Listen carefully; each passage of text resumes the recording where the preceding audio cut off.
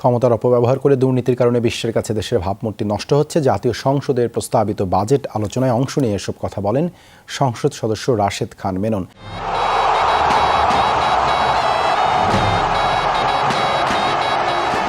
তিনি বলেন, দুর্নীতিবাজদের তথ্য বেরিয়ে এলেও তাদের বিরুদ্ধে ব্যবস্থা নেওয়া হচ্ছে না, বরং পুলিশ বিভাগ থেকে দুর্নীতির খবর প্রকাশ করায় সাংবাদিকদের হুমকি দেওয়া হচ্ছে বলে অভিযোগ করেন মেনন। ট্রাইব্যুনাল গঠন করে বিপুল পরিমাণ খেলাপি ঋণ আদায়ের উদ্যোগ নেওয়ার আহ্বান জানান এই সংসদ সদস্য। প্রস্তাবিত বাজেটে মূল্যস্ফীতি রোধে তেমন কোনো উদ্যোগ না থাকায় সমালোচনা করেন মেনন।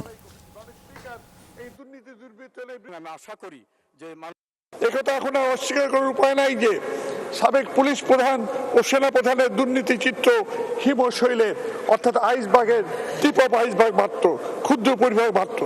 এখনো বিশেষ ব্যবস্থা গ্রহণ করে দুর্নীতির বিস্তার রোধ করা না গেলে হিমশৈলের ধাক্কায় দেশের উন্নয়ন অগ্রগতির সলিল সমাধি হবে।